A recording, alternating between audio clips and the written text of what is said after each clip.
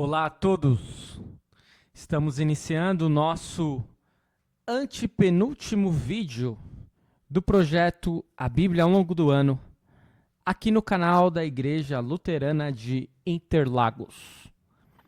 Vamos então estudar hoje, dia 28 de novembro, os capítulos 19 e 20 do livro de Apocalipse. Vamos juntos?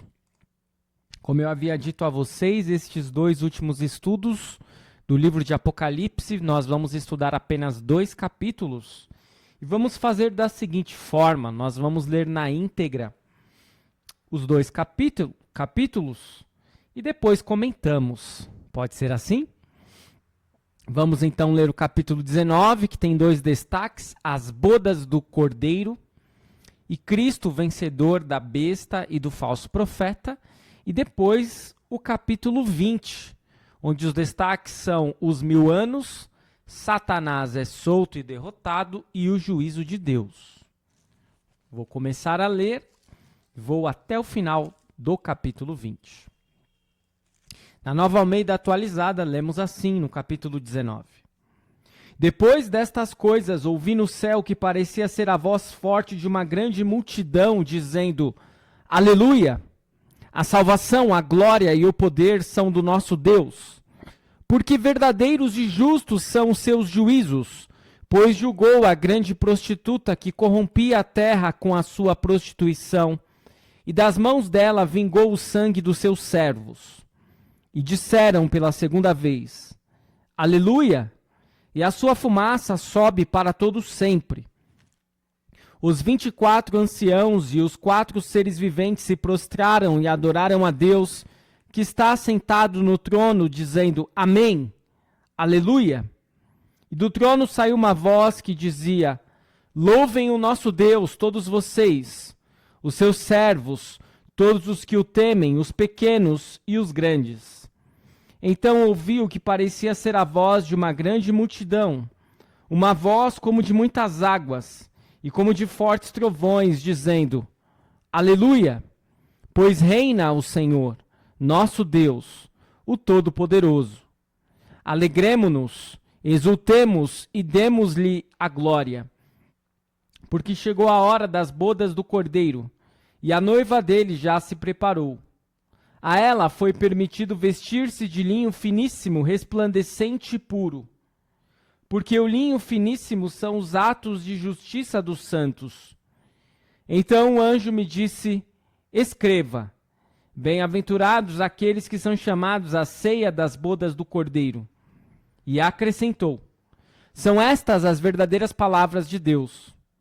Prostrei-me diante dos seus pés para adorá-lo. O anjo, porém, me disse: Não faça isso. Sou um servo de Deus, assim como são você e os seus irmãos que guardam o testemunho de Jesus. Adore a Deus, pois o testemunho de Jesus é o espírito da profecia. Vi o céu aberto e eis um cavalo branco. O seu cavaleiro se chama Fiel e Verdadeiro, e julga e combate com justiça. Os seus olhos são como chama de fogo, na cabeça dele há muitos diademas. Tem um nome escrito que ninguém conhece, a não ser ele mesmo. Está vestido com um manto encharcado de sangue, e o seu nome é Verbo de Deus. Os exércitos do céu o seguiam, montados em cavalos brancos e vestidos de linho finíssimo, branco e puro. Da sua boca sai uma espada afiada, para com ela ferir as nações. Ele mesmo as regerá com cetro de ferro, e ele mesmo é o que pisa o lagar do vinho do furor da ira do Deus Todo-Poderoso. No seu manto e na sua coxa está escrito um nome: Rei dos Reis e Senhor dos Senhores. Então vi um anjo posto em pé no sol. Ele gritou com voz forte, dizendo a todas as aves que voam pelo meio do céu: Venham, reúnam-se para a grande ceia de Deus, para comer carne de reis, carne de comandantes, carne de poderosos, carne de cavalos e seus cavaleiros, carne de todos, quer livres, quer escravos, tanto pequenos como grandes. E vi a besta, e os reis da terra com seus exércitos, reunidos para fazer guerra contra aqueles que estava montado no cavalo e contra o seu exército. Mas a besta foi presa e com ela foi preso o falso profeta, que com os sinais feitos diante da besta, seduziu aqueles que receberam a marca da besta e eram os adoradores da sua imagem. Os dois foram lançados vivos dentro do lago de fogo que queima com enxofre. Os outros foram mortos com a espada que saía da boca daquele que estava montado no cavalo. E todas as aves se fartaram das suas carnes. No capítulo 20, temos o seguinte texto. Então vi descer do céu um anjo que tinha na mão a chave do abismo e uma grande corrente. Ele segurou o dragão, a antiga serpente, que é o diabo, Satanás, e o prendeu por 1000 anos. Lançou-o no abismo, fechou-o e pôs selo sobre ele, para que não mais enganasse as nações até se completarem os 1000 anos. Depois disso, é necessário que ele seja solto por um pouco de tempo. Vi também tronos, e nestes sentaram-se aqueles aos quais foi dada autoridade para julgar. Vi ainda as almas dos que foram decapitados por terem dado testemunho de Jesus e proclamado a palavra de Deus. E estes são os que não adoraram a besta nem a sua imagem, e não receberam a sua marca na testa e na mão. E viveram e reinaram com Cristo durante 1000 anos. Os restantes dos mortos não reviveram, até que se completassem os 1000 anos. Esta é a primeira ressurreição. Bem-aventurado e santo é aquele que tem parte na primeira ressurreição. Sobre esses a segunda morte não tem poder. Pelo contrário, serão sacerdotes de Deus e de Cristo e reinarão com ele os 1000 anos. Quando, porém, se completarem os 1000 anos, Satanás será solto da sua prisão e sairá para enganar as nações que estão nos 4 cantos da terra, Gog e Magog, a fim de reuni-las para a batalha. O número dessas é como a areia do mar. Marcharam então pela superfície da terra e cercaram o acampamento dos santos e a cidade amada. Porém desceu fogo do céu e os consumiu. O diabo que os tinha enganado foi lançado no lago de fogo e enxofre, onde já se encontram a besta e o falso profeta, e serão atormentados de dia e de noite, para todo sempre. Vi o grande trono branco e aquele que está sentado nele. A terra e o céu fugiram da presença dele, e não se achou lugar para eles. Vi também os mortos, os grandes e os pequenos que estavam em pé diante do trono. Então foram abertos livros. Ainda outro livro, o livro da vida, foi aberto. E os mortos foram julgados segundo as suas obras, conforme o que estava escrito nos livros. O mar entregou os mortos que nele estavam. A morte e o inferno entregaram os mortos que neles havia. E foram julgados um por um, segundo as suas obras. Então a morte e o inferno foram lançados no lago de fogo. Esta é a segunda morte, o lago de fogo. E se alguém não foi achado inscrito no livro da vida, esse foi lançado no lago de fogo. Eis a leitura, então, na íntegra dos capítulos 19 e 20 do livro de Apocalipse. No capítulo 19, nós vemos a respeito das bodas do Cordeiro. Os membros do povo de Deus, eles foram tentados a se adaptarem no mundo. Lembram do capítulo 18? E eles foram chamados a uma atitude que deveria ser de não fazer concessão alguma a nada. Mas muitas vezes é difícil isso acontecer, né? Então, é dito lá no capítulo 18 que eles seriam vingados, que a justiça seria feita. E isso é tão certo que se pode dizer que já aconteceu. Por isso, lembram do capítulo 18, quando nós lemos a Babilônia caiu? E então o capítulo 19 começa com uma visão do céu. Do céu vem um grande grito de vitória e um hino de louvor. Não se trata de um espírito vingativo, nem de alegria com a desgraça alheia. O povo de Deus arrisca a sua vida pela verdade e justiça de Deus. E por isso se alegra ao ver que Deus sai vitorioso e as obstinadas forças do mal são derrotadas. Então nós temos a festa do casamento do Cordeiro, as bodas do Cordeiro. No Antigo Testamento, Israel é retratado como a esposa do Senhor, e geralmente uma esposa infiel. Assim, não nos surpreende a figura da noiva nesse texto. O mesmo vale para a figura das bodas. As pessoas esperavam que a vinda do Messias fosse celebrada com um grande banquete.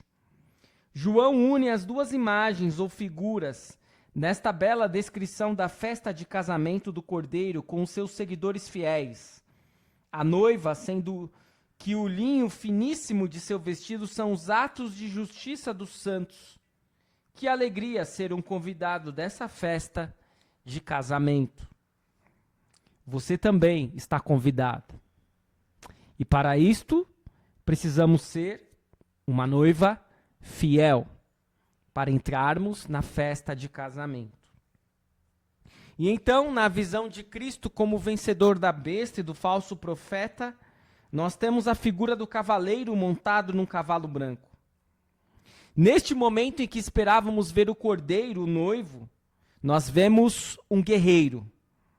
O nome pelo qual o conhece e há coisas profundas relacionadas com seu caráter que não conseguimos perscrutar é a palavra de Deus. Sua vitória é certa.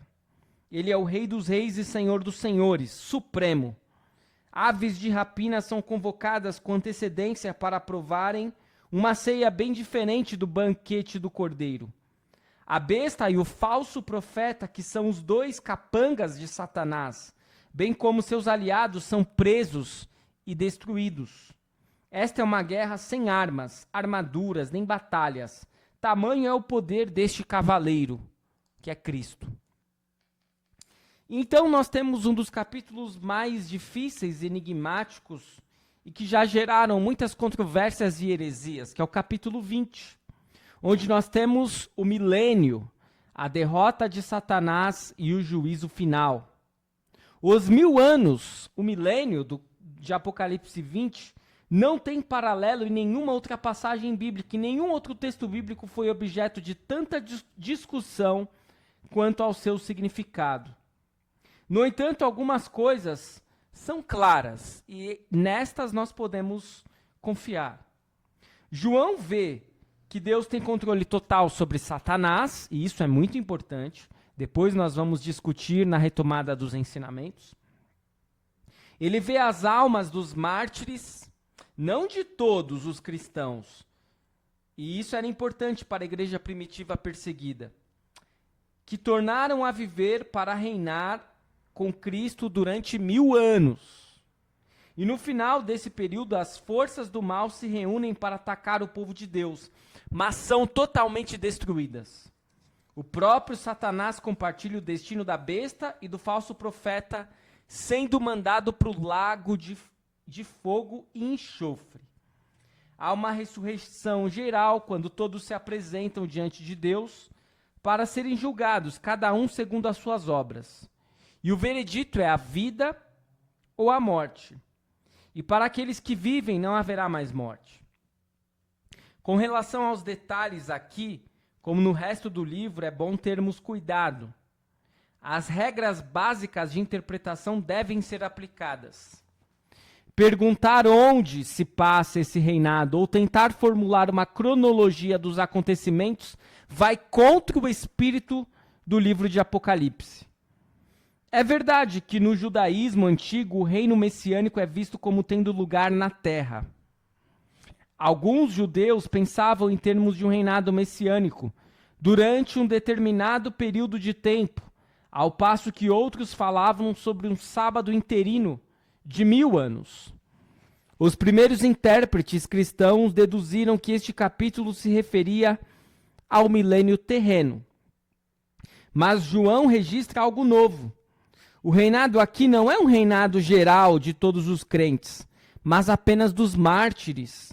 E ele também não diz com todas as letras que esse reinado será na terra. E embora tenha havido discussões acaloradas sobre a relação entre o milênio e a vinda de Cristo, o fato é que neste capítulo João nunca menciona a segunda vinda de Cristo. Portanto, é importante ressaltarmos que os 1000 anos não devem ser levados ao pé da letra. É um número simbólico. Como tantos outros números do livro de Apocalipse, 1000 anos é um tempo suficiente para mostrar a plena autoridade de Deus sobre Satanás e para compensar os sofrimentos terrenos dos mártires. Retomando os ensinamentos, volta e meia nós podemos temer as forças do maligno e o próprio diabo. E de fato, nesta vida e neste mundo, nós não podemos nos descuidar.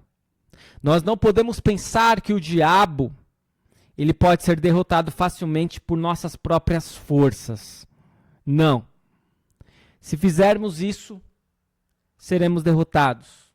Sucumbiremos às nossas tentações, fracassaremos. Por outro lado, na visão do retorno de Cristo, que vem como um cavalo branco, que vem com toda a força, como um guerreiro. Nesta visão de João, nós percebemos que o diabo, Satanás, o poder dele não se compara ao poder de Cristo. E por isso que o livro de Apocalipse, ele é um livro consolador. Porque por mais que os cristãos estivessem sofrendo as agruras das perseguições romanas, sendo lançados aos leões, sendo queimados, cerrados no meio, crucificados de ponta cabeça, eles não precisavam temer a morte final, a morte eterna, a condenação eterna. Por quê? Cristo derrotou as forças do maligno. E engana-se quem pensa que o diabo ele vai ser um ser que lá está num lugar especial, e lá ele é o manda-chuva, e ele vai infligir sofrimento sobre as pessoas. Não! O diabo já está derrotado. O diabo será jogado no lago de fogo e enxofre.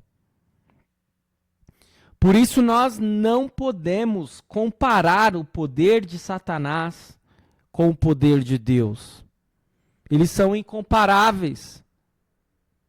Por isso nós não podemos temer Satanás num nível de desespero, em um nível em que, nossa, sabe aquela coisa de filme de terror? Que as forças demoníacas têm poder sobre nós. Elas até podem ter poder, se nós permitirmos. Elas até têm poder, mas tem um limite neste poder. E seguramente que quando Cristo retornar, nem existirá mais este poder maligno. E é consolador sabermos disso, que por mais que nós soframos aqui as tentações, os ataques do maligno, tudo isso vai ruir, tudo isso vai acabar. Nada disso ficará. Por quê? Porque o diabo, ele não vai subsistir. E os 1000 anos não podem ser tidos como algo ao pé da letra. Por isso, volta e meia, em viradas de séculos, de milênios, né, melhor dizendo, a gente se depara com profecias mirabolantes dizendo que Jesus vai voltar e muitas vezes que vai governar com os seus durante 1000 anos. Não, os 1000 anos também são simbólicos. Isso precisa ser ressaltado. Muito bem, eis o nosso antepenúltimo vídeo do nosso projeto A Bíblia ao longo do ano. Eu espero que tenha sido de proveito para você. E nós vamos seguindo, porque amanhã teremos a conclusão do livro de Apocalipse. Agradecemos a sua companhia. Fique na paz do Senhor. Até o nosso próximo vídeo.